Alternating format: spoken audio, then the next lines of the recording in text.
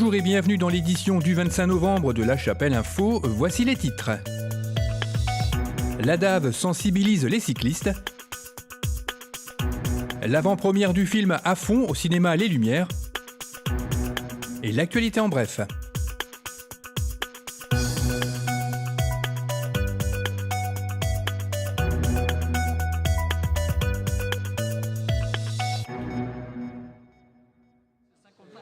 L'ADAV, l'association Droit au vélo, a tenu un stand à la gare d'Armentières vendredi dernier. Le but de cette opération était de sensibiliser les cyclistes sur le fait d'être bien vus par les automobilistes et de proposer également un marquage des vélos, utile en cas de vol, des réflexes que tous n'ont pas forcément. Le but de cette opération organisée par l'association de droit au vélo, c'est de sensibiliser les gens à être bien éclairés lorsqu'on se déplace à vélo la nuit. Parce que du fait qu'on rentre dans la période hivernale, quand on rentre du lycée ou quand on rentre du travail, on rentre dans le noir. Du coup, on sensibilise les gens à avoir un bon éclairage avant-arrière et avoir des équipements corrects. C'est pour ça qu'on tient ce stand pour fournir des petits kits éclairage gratuits. Alors on marque aussi des vélos. Alors le système de marquage vélo est un système national qui s'appelle Bicicode. Donc on grave une série de chiffres sur le cadre. Et en cas de vol, malheureusement, si votre vélo est retrouvé par les forces de police, ils peuvent vous retrouver. Et grâce à cette suite de chiffres et via le petit document qu'on vous fournit, vous pouvez attester que vous êtes le propriétaire. Donc c'est une chance de plus de retrouver son vélo. Mais ce qu'on recommande prioritairement, c'est d'avoir un bon cadenas et de le fixer de manière correcte à un point fixe. Julien Witz était épaulé par le chapellois Christian Bonenfant, bénévole et membre de l'ADAV. Ils ont répondu à de nombreuses questions et distribué un bon nombre de brochures explicatives. Des brochures que vous pouvez télécharger sur le site de l'association, dont l'adresse apparaît à l'écran. Quand on sait que 10% des déplacements à vélo se font la nuit et qu'ils entraînent 21% des accidents mortels, il devient très important d'être bien vu. Le cinéma Les Lumières a organisé une avant-première du film À fond avec la présence de quelques acteurs, José Garcia, Caroline Vigneault, Vincent Dezania et du réalisateur de cette comédie Nicolas Benamou, à qui l'on doit entre autres Babysitting 1 et 2. Une famille embarque dans un monospace flambant neuf au petit matin afin d'éviter les bouchons et les embouteillages des départs en vacances. Tom, le père, interprété par José Garcia, enclenche son régulateur de vitesse électronique et le règle sur 130 km/h. Suite à une dernière bourde de son beau-père, Tom doit faire demi-tour, mais son véhicule ne répond plus, la vitesse restant bloquée à 130. Toutes les manœuvres pour ralentir restent sans effet, une voiture folle, 6 personnages au bord de la crise de nerfs et un embouteillage monstre qui les attend à 200 km de là, voilà ce qui va tenir les spectateurs en haleine durant près d'une heure et demie. Un film tourné dans des conditions réelles qui ont amené José Garcia et les autres acteurs à devoir prendre des risques. Ce qui est particulier, en fait, c'est de rouler à 130 km/h parmi 200 voitures et de jouer en même temps en fait, que les voitures viennent percuter le véhicule. D'habitude, quand on joue une scène, en fait, on joue ce qu'il y a derrière. Tu vois ce que je veux dire? Quand on dit tiens, ça pile devant, on freine et tout. Et là, en fait, on est vraiment au milieu des cascadeurs et de tous les gens qui nous entourent. Donc, en fait, on a 200 partenaires tout le temps, toute la semaine pendant X temps. C'est pas vraiment tourné à une vitesse pareille? Si, c'est tourné à une vitesse pareille. C'est tourné à 110 km/h pour les voitures et nous, on est à 130. C'est en vrai. Tout a été tourné en vrai dans le film. Ah ouais, effectivement. Okay. Ouais. D'accord. Non, c'est pas des conneries. Du coup, vous êtes le conducteur d'une voiture qui comporte des je suis un des conducteurs. Une voiture avec des enfants. Ouais. Je suis un des conducteurs parce qu'après, je vous raconte pas le film, mais voilà. Mais en tout cas, on est immergé là-dedans et puis après, évidemment, on se retrouve sur une route qui est un peu évacuée pour pas qu'on ait non plus 300 voitures en permanence parce que sinon, on multiplie par 300 le nombre de risques. Okay. Interview réalisée avec le concours des élèves du lycée Gustave Eiffel. En attendant la sortie dans les salles le 21 décembre 2016, l'équipe est en pleine promotion, le temps d'une photo souvenir, de se prêter au jeu des selfies, et les voilà obligés de repartir vers un grand cinéma tout proche, une promo qui se joue comme le film, à fond.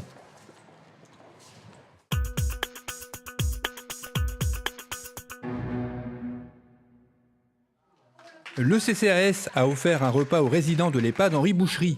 Il fait suite à la Semaine Bleue organisée chaque année en octobre au Salon Kennedy et dédiée à nos aînés. Pour des raisons logistiques, ce repas était organisé un peu plus tard dans l'EHPAD, certains résidents ne pouvant se déplacer facilement. Ce fut l'occasion pour eux de pousser la chansonnette, voire quelques pas de danse, autour d'un repas partagé en toute convivialité. L'après-midi, les résidents ont assisté à un spectacle cabaret présenté par la compagnie Anderson. L'APE des écoles maternelles et primaires du bourg a organisé une kermesse au complexe sportif. Une douzaine de jeux d'adresse étaient proposés aux enfants, avec un lot surprise pour chacun d'entre eux, ainsi que des jeux flamands mis à disposition des parents. Une tombola était également proposée avec de nombreux lots, offerts principalement par des commerçants chapellois, sans oublier un clown sculpteur de ballons, un stand de maquillage et une petite restauration. Les bénéfices de cette kermesse serviront à financer des sorties scolaires. L'espace Nelson Mandela a accueilli le groupe nordiste Les Mauvaises Langues.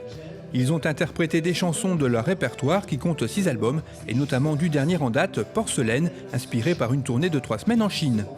Sur cet album figure le titre Soleil, dédié à une étudiante chinoise apprenant le français rencontrée là-bas. On l'appelle Soleil. On l'appelle Soleil. On l'appelle Soleil. Une salle quasiment pleine par un public entièrement conquis qui a participé activement pour le plus grand plaisir du chanteur du groupe, Philippe Moreau.